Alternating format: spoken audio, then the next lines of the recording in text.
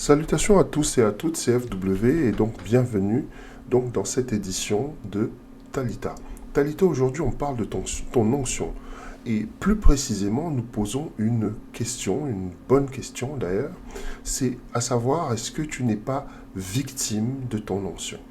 Alors derrière les mots il y a quand même une réalité.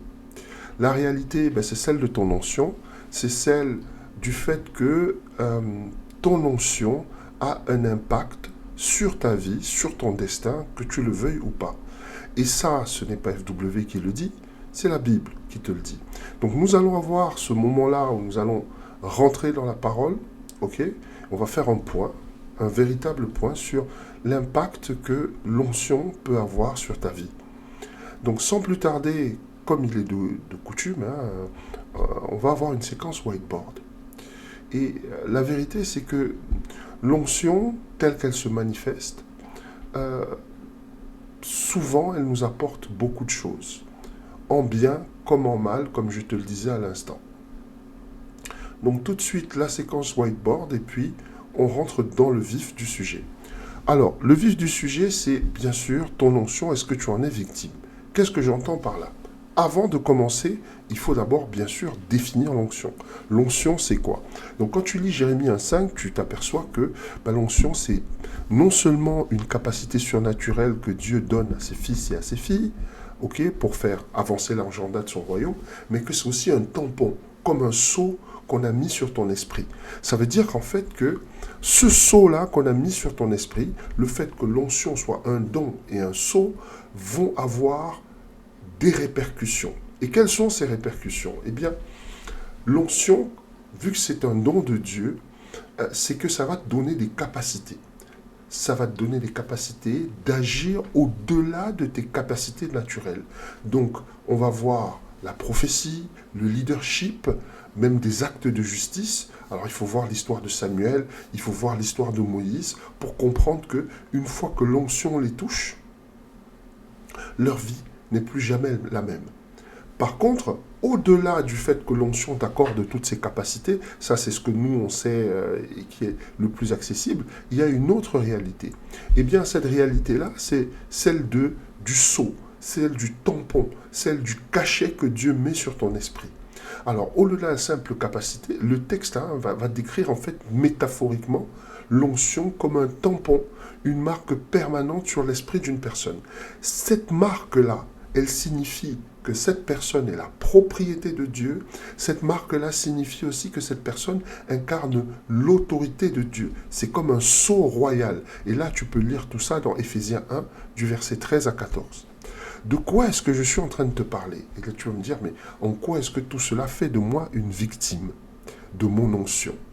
Eh bien, toutes ces choses, c'est-à-dire les dons que tu as, les capacités que tu as, que ton onction te donne, certaines personnes parmi nous ne veulent pas croire qu'elles ont l'onction de Dieu sur leur vie.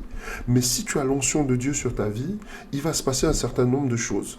Il y a des choses qui vont être extrêmement faciles pour toi, comme par exemple lire la Bible, avoir des révélations. Il va y avoir des choses qui vont être extrêmement faciles pour toi, comme avoir des visions. Il va y avoir des choses qui vont être extrêmement faciles pour toi, comme avoir des rêves prophétiques ou encore avoir des révélations prémonitoires sur les événements qui vont se passer. Ça, c'est un exemple parmi tant d'autres. L'onction, elle se manifeste de diverses manières. Je te donne juste les manières qui sont les plus accessibles. Donc, porter l'onction, c'est pas anodin. Parce qu'une fois que tu portes l'onction, ça a un impact direct sur ta vie. C'est un impact direct déjà sur tes capacités, ok? Mais ça a aussi un impact sur la façon dont les autres, la façon dont le monde te perçoit. De quoi est-ce que je suis en train de parler? L'onction développe au-dedans de ta vie un certain nombre de dynamiques. L'onction va influencer tes relations avec ton entourage. Nous allons voir en quoi. Nous allons voir aussi que l'onction va influencer ton interaction avec la création elle-même, tes combats avec le royaume des ténèbres, tes rapports avec le monde au sens du système et de la société ou du monde si tu préfères.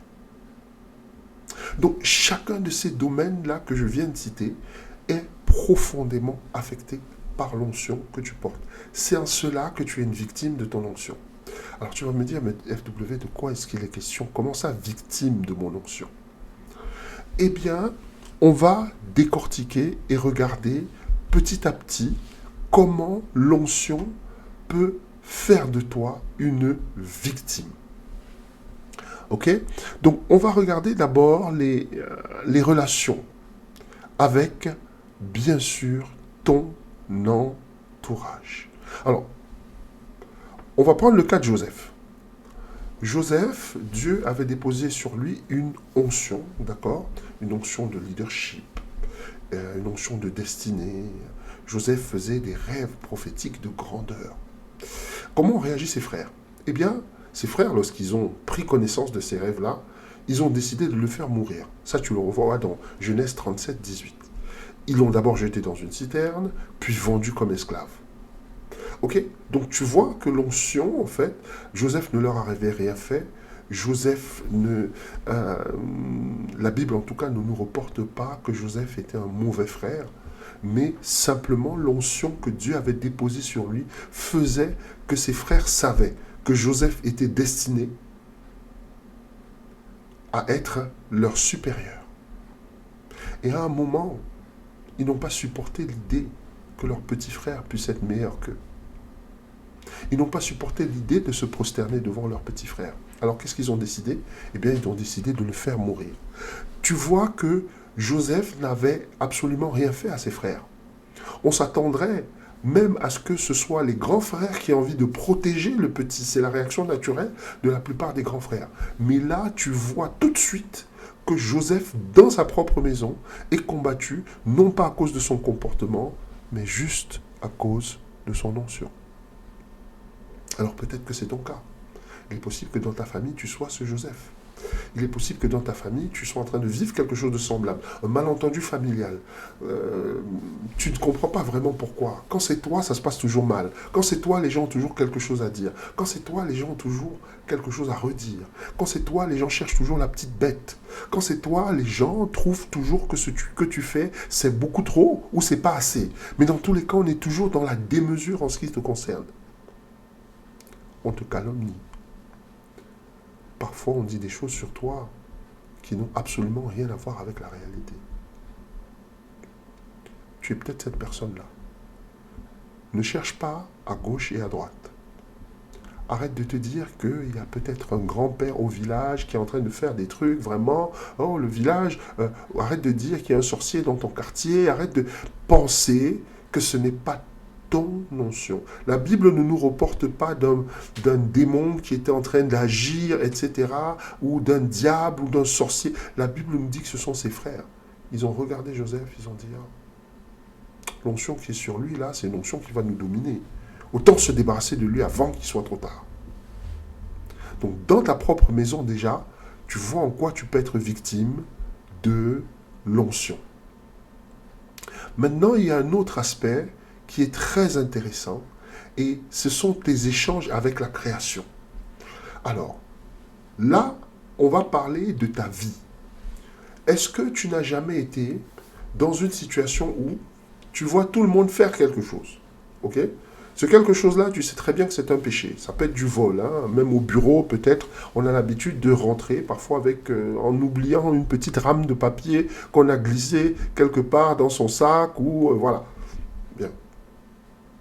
Mais c'est du vol. Et puis toi, tu vas voir tout le monde faire ça et tu vas te dire, bon, ben, tout le monde le fait, pourquoi je ne le ferai pas? Toi, tu vas le faire. Le jour où tu vas le faire, tu vas te faire prendre par le patron, tu vas te retrouver en conseil de discipline et peut-être même que tu risques de perdre ton emploi pour une rame de papier. Et puis tu ne vas pas comprendre exactement. Tu vas dire, oui, mais quand c'est moi, ça se passe toujours mal, etc., etc. Non, c'est la création. La création, elle est liée à quelque chose de très particulier qu'on a évoqué ici dans le cadre de nos webinaires. Ça s'appelle l'algorithme de Dieu. Quand l'onction de Dieu est sur ta vie, l'algorithme de Dieu réagit instantanément. C'est-à-dire que là, il va falloir peut-être pour certains, n'est-ce pas, 10 ou 15 ou 20 ou 30 ou 40 ou 60 rames de papier pour être pris par le boss. Toi, il va te suffire d'une seule. Donc, sois très prudent. C'est en cela qu'on dit être victime de son onction. Tu vois, il y a les signes, des circonstances qui se créent dans ta vie et tu ne comprends même pas pourquoi est-ce que tu te retrouves dans ce type de problème alors que ce n'est pas le cas de tout le monde. C'est parce que la création attend que tu te comportes de façon vertueuse. La création attend que tu marches dans la justice de Dieu. La création, quand elle te voit, elle voit un serviteur, une servante de Dieu. Et ça n'a rien à voir avec ton background. Ça n'a rien à voir avec le fait que tu n'aies jamais fait l'école biblique. Ça n'a rien à voir avec le fait qu'on n'ait jamais versé de l'huile sur ta tête ou qu'un pasteur n'ait jamais reconnu ton ministère. Ça a simplement à voir avec le fait que Dieu t'a choisi depuis le ventre de ta mère pour être cet homme ou cette femme de destinée qui va diriger des générations, sur laquelle des générations vont s'inspirer. Mais toi, tu veux être une simple personne alors que tu n'es pas une simple personne. Et la création est là pour te rappeler que tu as un travail à faire. Et si tu ne fais pas ce travail, elle est là pour te mettre au pas. Elle est là pour te rappeler la destinée prophétique qui est la tienne. Et ça, c'est quelque chose que tu dois comprendre. Il y a un autre domaine dans lequel l'onction est importante, c'est le combat contre le royaume des ténèbres. Le royaume des ténèbres réagit face à l'onction. Le troisième domaine d'impact de l'onction, c'est ton rapport avec le royaume des ténèbres. Autrement dit, l'opposition spirituelle. Si Dieu t'a oint, l'ennemi le sait. Satan discerne la marque de Dieu sur une vie. Et souvent, et très souvent, il va chercher à la détruire, à la neutraliser très très très tôt. On va voir deux exemples marquants. Yeshua et Moshe, donc Jésus et Moïse. Lorsqu'on te parle de Yeshua, on te dit qu'il est né à Bethléem, et là, les mages sont venus annoncer à Hérode qu'il y avait un roi qui est né. Hérode, étant l'instrument du royaume des ténèbres qu'il était à ce moment-là, il a immédiatement cherché à faire périr le petit Yeshua. On te dit, Matthieu 2,16, il envoya tuer tous les enfants de 2 ans et au-dessous à Bethléem. Pourquoi un tel massacre? Parce qu'un enfant venait de naître. J'essaye de te faire comprendre que quand tu portes l'onction de Dieu, les circonstances de ta naissance vont toujours être particulières. Et c'était la même chose avec Moïse, n'est-ce pas? Moïse, à cause de l'onction qu'il portait, il a échappé de peu à la mort infantile. On te dit que le pharaon avait ordonné de jeter dans le Nil tous les bébés hébreux mâles. Exode, ça tu le vois dans Exode 1, 22. Donc Moïse a survécu miraculeusement dans un panier flottant. Sa mère l'a jeté le panier à l'eau en se disant, au moins on ne va pas l'attraper, au moins on ne va pas le tuer. Là encore, on voit la main de l'ennemi qui cherche à tuer loin de Dieu à la source. Donc chaque fois que tu as l'onction de Dieu à la source, un signe que l'onction de Dieu est sur ta vie, un signe qui ne trompe pas, c'est que dès ta naissance, il va commencer à se passer des choses. Avant ta naissance, il va commencer à se passer des choses. Il va y avoir des problèmes qu'il n'y a jamais eu. Il va y avoir des accidents où peut-être ta mère sera impliquée dans un accident qui va menacer de perdre sa vie. Elle va rencontrer des circonstances rocambolesques, etc. En tous les cas, les circonstances de ta naissance ne sont jamais des circonstances classiques. Ça peut être une maladie qui va menacer peut-être tes jours. Il va toujours se passer quelque chose. Moi, je sais que ma naissance a été très très compliquée. Ok?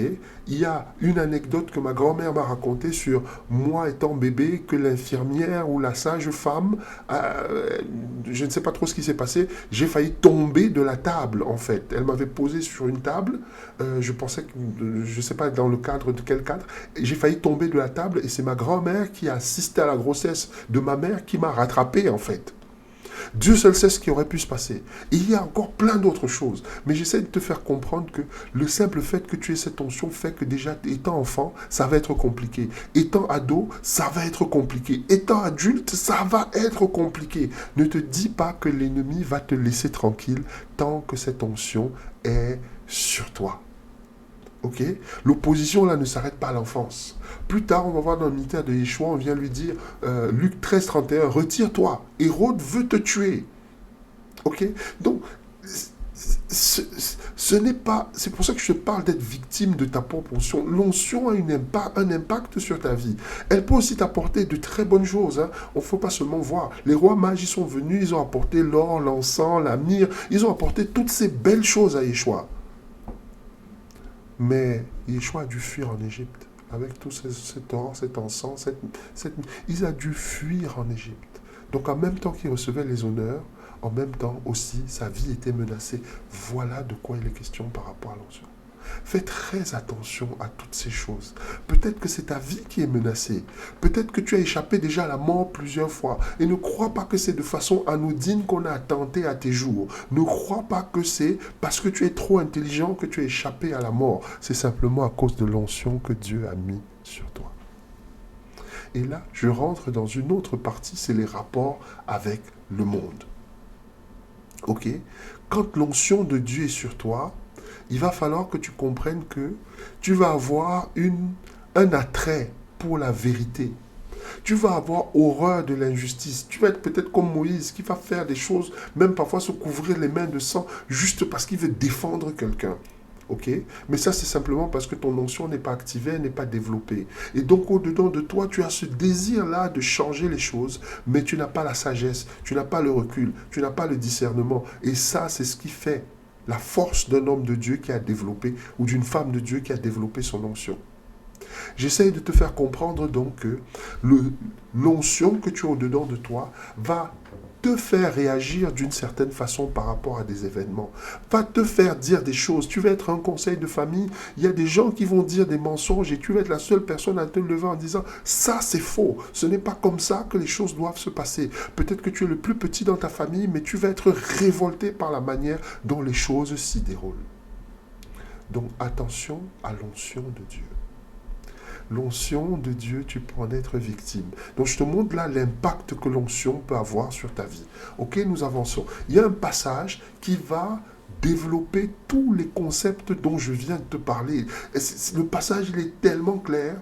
Il est tellement clair. Ésaïe 61, 1, 3. Je répète, Ésaïe 61, 1, 3. Ok? Nous allons lire. L'Esprit du Seigneur est sur moi. Car l'Éternel m'a oint pour porter de bonnes nouvelles aux malheureux. Il m'a envoyé pour guérir ceux qui ont le cœur brisé, pour proclamer aux captifs, n'est-ce pas, la liberté, et aux prisonniers la délivrance, pour publier une année de grâce de l'Éternel et un jour de vengeance de notre Dieu, pour consoler tous les affligés. Ok? Verset 3. Pour accorder aux affligés de Sion, pour leur donner un diadème au lieu de la cendre, une huile de joie au lieu du deuil, un vêtement de louange au lieu d'un esprit abattu. Afin qu'on les appelle des térébintes de la justice, une plantation de l'Éternel pour servir à sa gloire.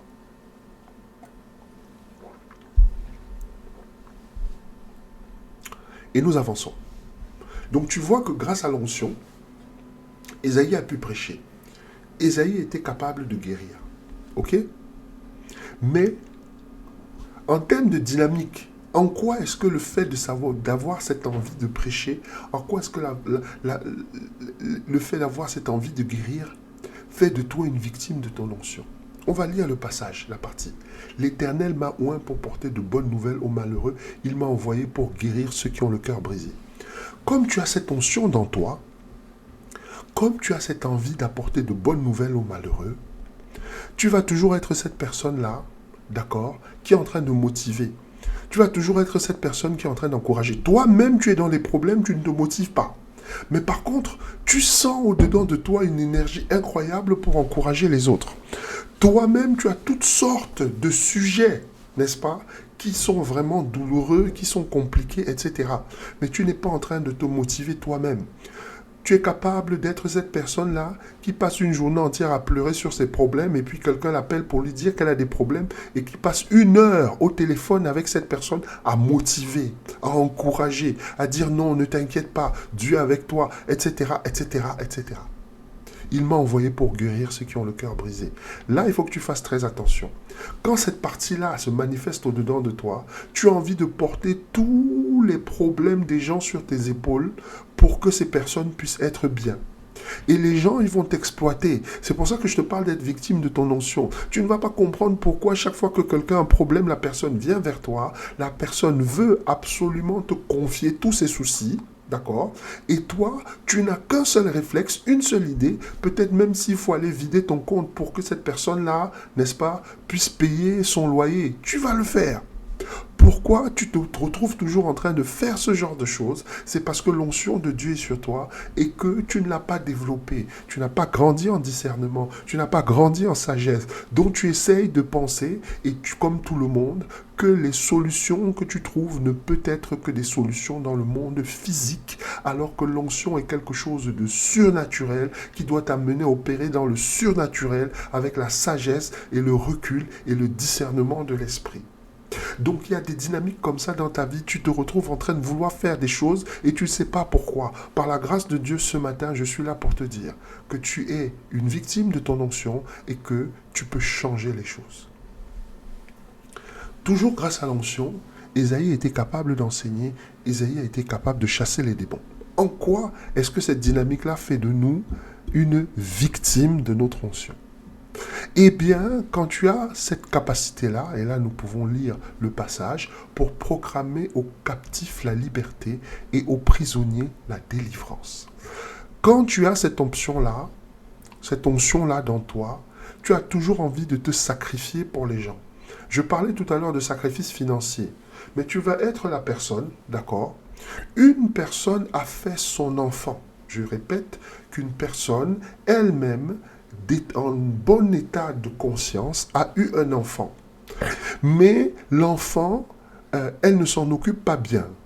Tu vas être toi cette personne qui va dire à la personne, écoute, si tu n'arrives pas à t'occuper de l'enfant, confie-le-moi, moi je peux m'occuper de lui. Je vais prendre de soin de lui financièrement, s'il faut l'accompagner à l'école, je vais le faire, etc., etc. Tu vas te retrouver naturellement en train de vouloir faire toutes ces choses pour une personne. Et ça peut continuer même aussi sur le plan personnel. C'est-à-dire que parfois, tu vas avoir des frères ou des sœurs qui vont te solliciter en disant, je ne peux pas faire ci, je ne peux pas faire ça. Est-ce que tu veux bien faire un remplacement pour moi, aller au boulot à ma place, ou etc., etc. J'avais une sœur qui était dans les ménages.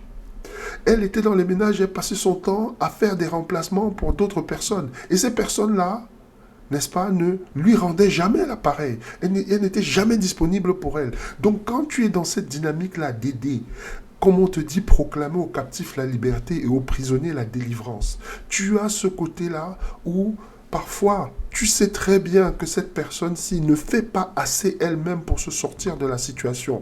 Mais toi, tu vas vouloir endosser ses dettes. Tu vois que quelqu'un ne sait même pas gérer son budget. Mais toi, tu vas dire non, ne t'inquiète pas. Si tu as des mensualités d'une maison, je sais pas moi, de crédit ou de quoi que ce soit, n'hésite pas. Je vais te verser quelque chose chaque mois pour que les mensualités puissent être assumées. Tu vas être cette personne qui va toujours vouloir payer le prix pour les autres. Et ça va détruire ta vie. Et ça va transformer ta vie en quelque chose où les gens viennent comme si c'était un supermarché. Ils se servent, ils ne passent jamais à la caisse et c'est toi qui payes les pots cassés.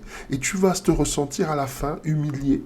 Tu vas te ressentir à la fin frustré. Tu vas avoir l'impression en fait que ton bon cœur est la chose qui fait en sorte que tout le monde te traite comme un paillasson. Mais je vais te dire que ce bon cœur que tu as, c'est la résultante directe de l'onction. Parce que quand Dieu t'a donné cette onction, il t'a aussi donné le cœur qui allait avec. Mais il y a quelque chose que Dieu ne t'a pas donné, que tu dois acquérir toi-même. Ce quelque chose, ça s'appelle le discernement. Ce quelque chose, ça s'appelle la sagesse. Ce quelque chose, n'est-ce pas, ça s'appelle la vision. Donc nous avançons et je te parle toujours des dynamiques. Tu vois, Ésaïe a été capable d'enseigner la loi et les statuts de Yah Elohim et d'avoir une révélation de la parole de Dieu. Et il était aussi capable de prédire l'avenir, tu vois. Donc, en quoi est-ce que ces dynamiques-là, si cette onction-là est sur toi, ça fait de toi une victime? On va lire d'abord la parole et puis on va rentrer dans le sujet. Pour publier une année de grâce de l'Éternel, un jour de vengeance de notre Dieu et pour consoler tous les affligés. Quand tu as cette dynamique-là, je reviens en arrière sur le slide, envie d'enseigner, et là c'est ce côté proclamer l'année acceptable. Le terme exact dans une bonne traduction parle d'année acceptable, pas l'année de grâce, l'année acceptable, l'année que Dieu peut accepter. Ça veut dire que tu vas toujours être la personne qui va dire la vérité aux gens, en leur disant que ce que vous faites n'est pas acceptable. Ce que vous faites là, ce n'est pas bon. Tu vas être cette personne-là qui va toujours être n'est-ce pas, droite dans ses bottes pour dire aux gens ce qu'ils ne doivent pas faire, ce qu'ils font de mal, ce qu'ils font qui n'est pas correct. Et si tu es cette personne, tu vas avoir des problèmes avec tout le monde. Dans ta famille, tu vas avoir des problèmes. Les gens vont te détester parce que tu dis la vérité. Les gens ne vont pas t'aimer parce que tu es la personne qui remet toujours les choses dans leur contexte. Tu ne laisses jamais une situation qui est totalement injuste, qui est totalement inique, sans donner ton avis et dire « moi, je ne suis pas d'accord de ça ».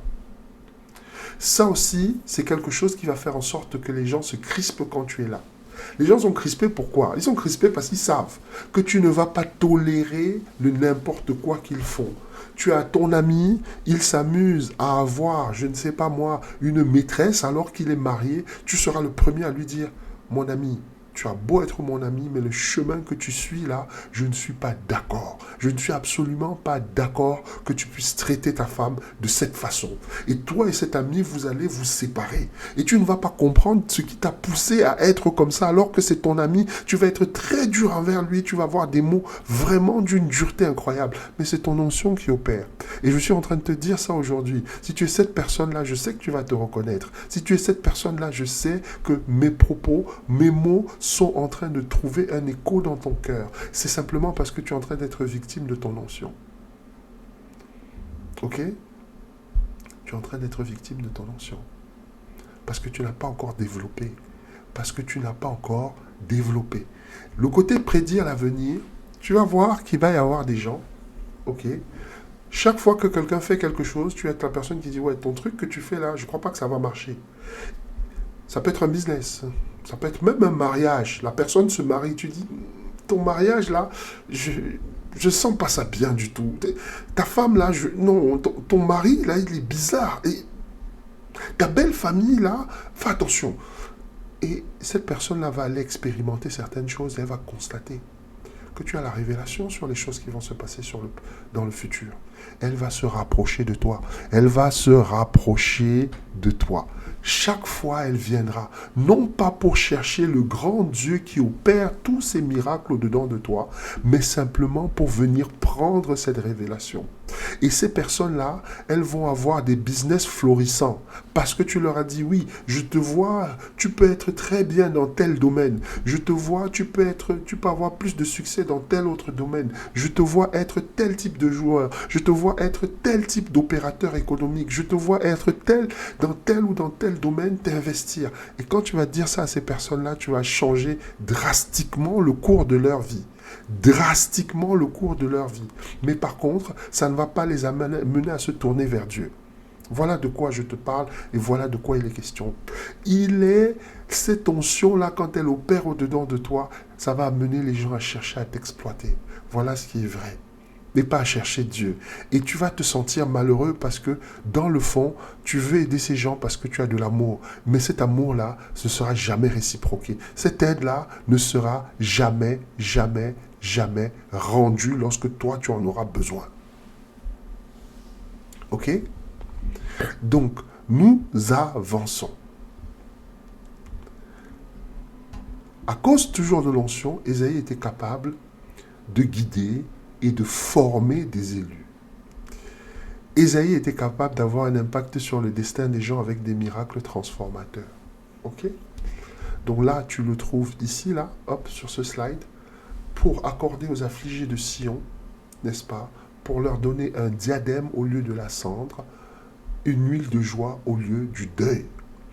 Quand tu as cette onction, c'est-à-dire la capacité de former et de guider des élus, ok? C'est-à-dire pour les désigner parmi ceux qui pleurent dans Sion. Les gens vont venir auprès de toi parce que tu es de bons conseils. Les gens vont venir auprès de toi parce que toi, tu sais encadrer les gens. Les gens vont venir auprès de toi parce que, vraiment, quand ils sont auprès de toi, ils savent tout de suite que tu es quelqu'un de sage et que tu vas distribuer cette sagesse et que tu vas leur permettre de grandir. Pourquoi? Parce que cette onction-là qui est au-dedans de toi opère dans le sens aussi, n'est-ce pas, de te permettre de former, de te permettre d'encadrer, de te permettre de guider, de te permettre dans une certaine mesure de mentorer les gens. Et les gens ont besoin de toutes ces choses. Mais ne te dis pas que lorsque tu auras vraiment toi aussi besoin d'être encadré, lorsque tu auras besoin aussi d'être, entre guillemets, mentoré, lorsque tu auras besoin, entre guillemets, d'être coaché, ne te dis pas que ça va être réciproqué parce que ton notion n'a pas prévu les choses comme cela. Si tu es dans cette dynamique-là, tu vas être cette personne qui sera toujours en train d'avoir, entre guillemets, des enfants. Oui, tu vas avoir des enfants. Oui, beaucoup, beaucoup. Des gens qui vont venir autour de toi. Oui, conseille-moi. Oui, guide-moi. Ce sera au boulot. Oui, montre-moi. Dis-moi comment je peux faire ici pour m'en sortir, etc. Et puis ces personnes-là vont avoir des promotions. Elles vont passer devant toi. Elles ne vont pas regarder derrière. Et tu n'es pas en train de comprendre ce qui se passe dans ta vie. Tu vas être cette personne-là. Quelqu'un se lance dans un business. Il ne sait pas trop comment faire. Mais toi, tu l'encadres, tu l'encourages. Quand la personne est mal, c'est toi qui la tiens et qui la pousse. Non, ne renonce pas, continue. Et qui détermine et qui inspire cette personne à la résilience, qui inspire cette personne au courage. Et toi, en d'autres termes, cette personne-là, après qu'elle ait réussi, ne te considérera jamais comme un mentor, mais beaucoup plus comme quelqu'un chez qui elle va venir prendre des choses. Ok ? Autre chose, Isaïe était capable d'avoir un impact sur le destin des gens avec des miracles transformateurs. Ça va être des gens qui vont venir te voir. Prie pour moi. La personne elle-même ne va pas à l'église, elle-même ne prie pas. Mais non, prie pour moi. J'ai perdu mon boulot, prie pour moi. Tu vas prier, la personne va avoir un CDI. Et puis, après un certain temps, la personne même va bloquer tes appels. Oui.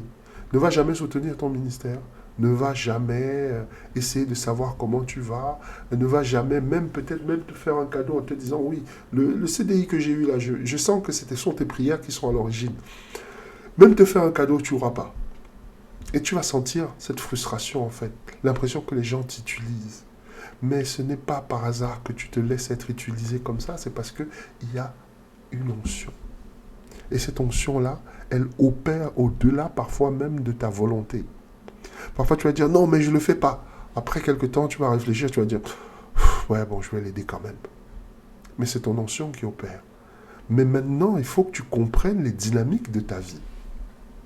Ok ? Ce sont toutes ces dynamiques-là. C'est comme ça que l'onction se manifeste. Et dernière chose, et ça va être la plus importante. L'onction a donné la capacité à Isaïe de combattre l'esprit d'Asthénia. Ok ? Et Asthénia, on en a déjà parlé ici dans le cadre de ces émissions Talita. On a parlé de cet esprit-là de lourdeur. C'est un esprit de lourdeur qui s'abat sur les gens. Tu as un CV envoyé, on t'a appelé, on te dit oui, il y a un boulot pour toi. Il faut que tu nous envoies juste ton CV. Envoie-nous juste ton CV, on te recrute. Et puis tu fais 4, 5, 6 jours juste pour rédiger un simple CV. Esprit d'Asthénia. Parce que l'Asthénia, c'est le tueur de destin de la reine du ciel. Et alors tu vas me dire, mais en quoi est-ce que la capacité de combattre l'esprit d'Asthénia va faire en sorte que, n'est-ce pas, je sois une victime de mon onction? Très bonne question. Eh bien, simplement parce que une fois que tu as cette capacité-là, les gens, chaque fois qu'ils seront victimes de cet esprit d'Asthénia, ils n'arrivent pas à faire son CV. Oh, il va venir te voir et te dire, ouais, il faut que tu m'aides, il faut que tu fasses mon CV à ma place. Et puis toi, tu vas dire, mais lui, il abuse, pourquoi il ne fait pas son CV? Et puis tu vas faire le CV pour cette personne. Mais ce n'est pas à toi de faire le CV. Tu vois ce que je veux dire?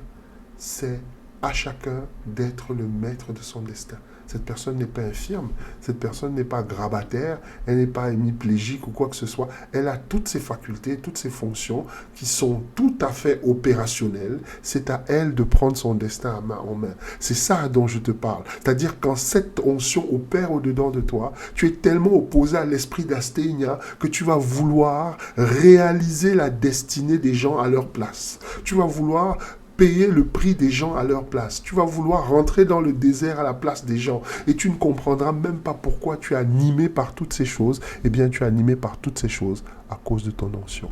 Sans ça que tu es une victime de ton onction. Alors, comment activer donc cette onction? Puisque pour ne plus être victime, il faut activer cette onction. On a eu le mois dernier un webinaire. 7 clés pour activer son onction prophétique. Dans ce webinaire, j'en ai donné 8. Chacune est décrite avec précision. dans ce webinaire. Je sais, je fais de la promo, mais c'est nécessaire. Tu veux activer ton onction, il va falloir à un moment donné que tu travailles dans ce sens. Et dans ce webinaire-là, nous voyons comment tu dois travailler pour activer cette onction prophétique-là. Parce qu'elle sommeille, elle dort. Et tant qu'elle dort, tu es une proie pour l'ennemi. Tant qu'elle dort, tu es une proie pour le monde. Tant qu'elle dort, la création ne te fera aucun cadeau. Tant qu'elle dort, ton entourage ne te fera aucun cadeau. Tu es constamment cette personne-là qui va marcher avec une cible dans le dos. Donc, si tu veux activer ton onction, il y a ce webinaire, moi je te le recommande, et tu pourras déjà voir les bases pour commencer. Il y avait 7 clés, j'en ai donné 8, il y en a bien plus que ça, mais au moins déjà, tu auras de quoi commencer. Donc, c'est ce que j'avais à te dire aujourd'hui. Ce que je pourrais te dire en conclusion, c'est très simple. Ton onction, elle opère sur 4 sphères. On a vu les 4 sphères. La première sphère, c'est ton entourage. La deuxième sphère, c'est la création. La troisième, c'est les rapports avec les royaumes des ténèbres. Et la quatrième, c'est tes rapports avec le monde. Chacune de ces sphères-là, tant que ton onction n'est pas activée, va s'opposer à toi. C'est ce qui explique les drames qu'il y a dans ta vie. C'est ce qui explique les tragédies qu'il y a dans ta vie. C'est ce qui explique toutes les difficultés que tu peux rencontrer. Mais par la grâce de Dieu, le temps des difficultés est terminé parce que le temps de la sagesse a commencé. Si tu t'es connecté à cette émission, si tu as partagé avec nous ce que nous avons partagé, c'est qu'il y a une raison. Dieu a choisi ce moment dans ta vie pour que le temps du développement de ton onction prophétique commence. Donc il est temps pour toi, n'est-ce pas, de faire le travail. C'est ce qu'on appelle travailler à son salut en fait. Quand on te parle de salut, ce n'est pas seulement la rémission des péchés et le fait qu'il y a un accès garanti pour toi dans le royaume des dieux. Mais si tu ne veux pas que ta vie ici sur terre soit une version copier-coller de l'enfer, il va falloir développer ton onction prophétique. Voilà ce que je suis en train de te dire tout simplement. Toutes les circonstances que tu rencontres dans ta vie, c'est pas seulement le diable, c'est d'abord lié à ton onction. Le diable ne peut pas attaquer quelqu'un qui n'est pas un danger pour lui. Et la chose qui est dangereuse pour lui, je te rappelle maintenant ce passage dans Apocalypse, n'est-ce pas, qui dit qu'ils l'ont vaincu à cause du sang de l'agneau et de la puissance de leur témoignage. Derrière témoignage, il y a cette notion d'onction. Et tant que ton onction ne se révèle pas, elle ne peut pas témoigner réellement, puissamment contre les œuvres des ténèbres. Voilà de quoi il est question ce matin. Alors, quelle est ta décision? Est-ce qu'on va continuer comme ça, à toujours être la personne qui pleure, à toujours être la personne qui se lamente, à toujours être la personne qui est dans le questionnement et qui ne comprend pas et qui ne veut même pas se remettre en question? Ou est-ce que tu vas être cette personne qui va dire le temps des pleurs est terminé, le temps d'être sur la défensive en permanence est terminé, je veux passer à l'offensive. Je veux activer mon onction, je veux cesser d'être une victime de ma propre onction. Le temps de la fainéantise est passé. Le temps de, comme on dit de nos côtés, comme on dit du côté des Antilles, le temps du en nous aller, c'est fini. En nous aller, stop, on arrête. Maintenant, on se met au boulot. On se met au boulot pour développer son onction, on se met au boulot pour grandir spirituellement. C'est ce que Dieu attend de toi et c'est ce que tu dois absolument faire pour rentrer dans la destinée prophétique que Dieu a prévue pour toi. Donc, nous allons faire une petite prière. Si tu es cette personne qui est victime de sa propre onction, qui a été témoin de toutes sortes de choses plus terribles les unes que les autres, la perte de ton boulot, la perte de ton mariage, peut-être que tu as des problèmes de santé, les gens t'attaquent, dans ta famille tu es calomnié, tu as des rapports difficiles avec les gens, avec ton voisinage, avec ton onction. Ton onction est dérangeante. Donc prie avec moi. Tu vas dire, Père éternel, j'ai entendu ton message depuis la voix de ton serviteur. Je te rends grâce et je te bénis parce que ma saison de victimisation est terminée. Je ne serai plus une victime de mon onction. Je vais travailler, développer mon onction pour rentrer dans ma destinée prophétique. Je vais développer, travailler mon onction pour changer les dynamiques de ma vie. Je déclare aujourd'hui que je mets un pied dans ma nouvelle saison. Cette saison est la saison de mon élévation spirituelle. Cette saison est la saison de mon développement spirituel. Je rentre dans la plénitude de mon onction pour pouvoir manifester les signes qui accompagneront ceux qui ont cru. Arme-moi de ta sagesse, arme-moi de ton conseil, arme-moi de ton intelligence, arme-moi de ton esprit, arme-moi, Père éternel, de la crainte de ton nom et arme-moi de ton conseil et de ta connaissance pour que je puisse marcher dans ma destinée prophétique et pour que je puisse enfin activer ma propre onction. Au nom de Yeshua, j'ai prié. Amen. Voilà. Alors avant de se séparer dans ce Talita aujourd'hui, je te rappelle que nous avons notre webinaire, Entrer dans la chambre haute, le Cénacle, l'endroit où s'est passée la Pentecôte, l'endroit où s'est passée la Sainte Seine, l'endroit où Élie est rentré chez la veuve de Sarepta qui avait réservé une chambre spéciale pour lui et où il allait se ressourcer pour ressortir avec l'onction pour tous les miracles qu'il a accomplis. Donc je te parle de ça, c'est pas par hasard, c'est parce que la chambre haute, c'est un endroit magnifique où tu vas pouvoir rentrer pleinement, n'est-ce pas, dans l'activation de ton onction. Ok, c'est pour ça que ce webinaire-là, il suit l'autre, les 7 clés. La sortie de ces 7 clés-là, c'est la chambre haute. Donc je t'invite, si tu veux vraiment, si tu prends vraiment ton développement spirituel au sérieux, retrouve-nous le 24. Retrouve-nous le 24.